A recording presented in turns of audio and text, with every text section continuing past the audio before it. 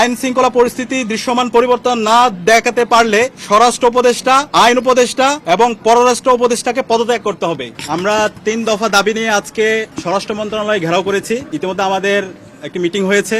আমরা আমাদের দাবিগুলো আপনাদের সামনে উত্থাপন করছি। আমাদের 1 নম্বর দাবি, আমাদের ভাই উসমান হাদির উপর গুলিবর্ষণের সঙ্গে জড়িত প্রত্যক্ষ হামলাকারী, পরিকল্পনাকারী ও সহায়তাকারী সকল সন্ত্রাসীদেরকে গ্রেফতার করতে হবে। গোয়েন্দা সংস্থা সহ রাষ্ট্রের সকল সংশ্লিষ্ট অর্গানকে দ্রুত জবাবদিহির আওতায় নিয়ে আসতে হবে এবং যাদের গাফলতি প্রমাণিত হবে তাদের বিচারের মুখোমুখি করতে হবে। একই সঙ্গে যারা এই হামলাকে সমর্থন জুগিয়েছে, হাদি ভাই এবং জুলাই বিপ্লবীদের হত্যাযোগ্য করে তুলেছে, সেই কালচারাল ফেসিস্টদেরকে সামাজিকভাবে বয়কট করতে হবে। এইসব ব্যবস্থা অনতিবিলম্বে দৃশ্যমান করতে হবে। 2 নম্বর দাবি, আগামী 48 ঘন্টার মধ্যে নিষিদ্ধ লীগের বিরুদ্ধে এলাকা ভিত্তিক চিরুনি অভিযান শুরু করতে হবে। নিষিদ্ধ ঘোষিত সংগঠনের বিভিন্ন স্তরের সকল সন্ত্রাসীদেরকে গ্রেফতার করতে হবে এবং সব ধরনের অবৈধ অস্ত্র উদ্ধার করতে হবে। এই বিষয়ে সরকারের অবহেলা আমরা সহ্য করব না। 3 নম্বর দাবি, ভারতীয় আধিপত্যবাদের বিরুদ্ধে প্রথম ও অপরিহার্য পদক্ষেপ হিসেবে খুনি হাসিনাকে দেশে ফিরিয়ে এনে তার বিরুদ্ধে মানবতা বিরোধী অপরাধে প্রদত্ত রায় কার্যকর করতে হবে। গণহত্যাকারী সন্ত্রাসীদের আশ্রয় দেওয়ার প্রতিবাদে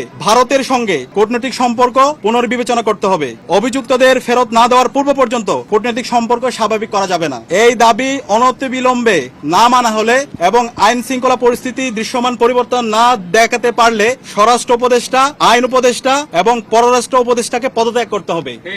এই 3 দফা দাবি আমরা জানিয়েছি এবং একই সাথে আমরা গতকাল থেকে বাংলাদেশের সকল ছাত্র সংগঠন, সিভিল সোসাইটি, সাংবাদিক এবং জুলাইয়ে যে সমস্ত সংগঠনগুলো তৈরি হয়েছে, জুলাইয়ের যারা আমাদের সহযোদ্ধা ছিল, আমরা সবার সাথে গতকাল থেকে যোগাযোগ করছি, মিটিং করছি। ছাত্রদল, ছাত্র শিবির, ইন্ডিপেন্ডেন্ট অ্যাক্টিভিস্ট এবং বামপন্থী সংগঠন, ইসলামিক সংগঠন এবং সব ধরনের নাগরিক, ছাত্র এবং নাগরিকদের সাথে আমরা যোগাযোগ করেছি। আমরা সারা দেশে সবাইকে ঐক্যবদ্ধ হওয়ার জন্য আমাদের ফেসিবাদের বিরুদ্ধে, আমাদের কমন এনিমি ভারতের যে হচ্ছে যারা বাংলাদেশে দাসত্ব কায়েম করতে চায় এবং একই সাথে এই পতিত ফেসিস্টদের বিরুদ্ধে আমাদের ঐক্যবদ্ধ হওয়ার জন্য আমরা সবার সাথে কথা বলেছি এবং সকল ফেসিবাদ বিরোধী যারা আন্দোলন সংগ্রাম করেছে সবাই একমত হয়েছে এবং খুব দ্রুতই সকল ফেসিবাদ বিরোধী আমরা যারা জুলাই একসাথে নেমেছিলাম আমাদের সম্মিলিত কর্মসূচি আপনারা দেখতে পাবেন।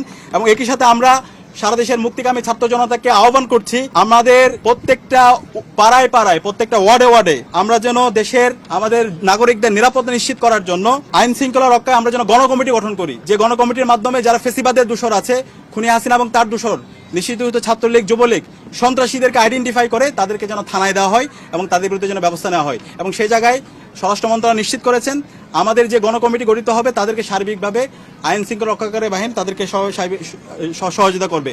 এবং যেই দিল্লি আজকে খুনি হাসিনা এবং তার দোষরদেরকে, সন্ত্রাসীদেরকে আশ্রয় দিচ্ছে এবং দিল্লি থেকে আমাদের বাংলাদেশকে বিভিন্নভাবে উত্তপ্ত করার চেষ্টা করা হচ্ছে, সেই দিল্লির সাথে আমাদের যে পররাষ্ট্র মন্ত্রণালয় আছে, পররাষ্ট্র মন্ত্রণালয়ের কূটনৈতিকভাবে তাদের বিরুদ্ধে আমাদের যে সম্পর্ক সেটাকে পুনর্বিবেচনা করতে হবে। এবং আজকে আমাদের আরেকটি বিষয় আমরা নিন্দা জানাচ্ছি, প্রধান নির্বাচন কমিশনার সে আজকে একটা মন্তব্য করেছে, যে মন্তব্যে সে বলেছে উসমান হাদির উপর যেই হামলা হয়েছে সেটা একটা বিচ্ছিন্ন ঘটনা।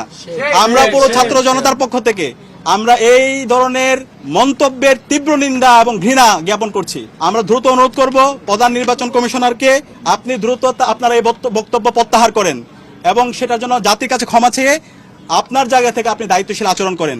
তফসিল ঘোষণার পর থেকে আমরা চাই এই দেশের সকল নাগরিকরা একটা সুস্থ পরিবেশে নির্বাচন এবং ভোট দেওয়ার জন্য, সুতরাং ফ্রি ফেয়ার ক্রেডিবল ইলেকশন করার জন্য নির্বাচন কমিশনার থেকে শুরু করে আইন শৃঙ্খলা রক্ষাকারী বাহিনী সবার দায়িত্বশীল আচরণ করা দরকার।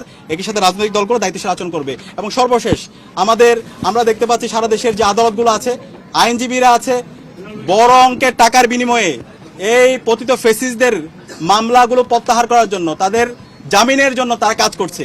আমরা ছাত্র সমাজের পক্ষ থেকে হুঁশিয়ার করছি, এই যারা গণহত্যাকারী এবং শিশু হত্যাকারী এবং যারা আমাদের ভাই বোনদেরকে মেরে রক্তাক্ত করেছে, এই সন্ত্রাসীদের পক্ষে যারা অবস্থান নেবে তাদেরকে আমরা সামাজিকভাবে বয়কট করব এবং তাদের তালিকা আমরা সামাজিকভাবে সবাইকে জানিয়ে দেব। এই জায়গায় এই অপরাধীদের বিচারের প্রশ্নে, খুনি হাসিনার বিচারের প্রশ্নে, নিষিদ্ধ ঘোষিত ছাত্রলীগ, যুবলীগ, আওয়ামী লীগের বিচারের প্রশ্নে এবং এই দিল্লির দাসত্বের বিরুদ্ধে আমাদের একটা জাতীয় ঐক্যমত দরকার।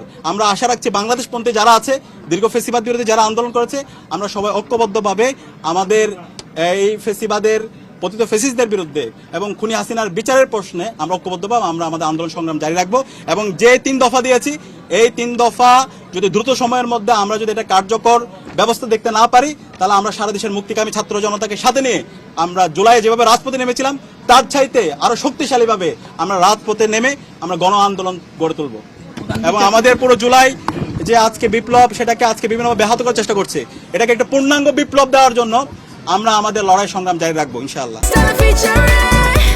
Next level, well done, side by side, free.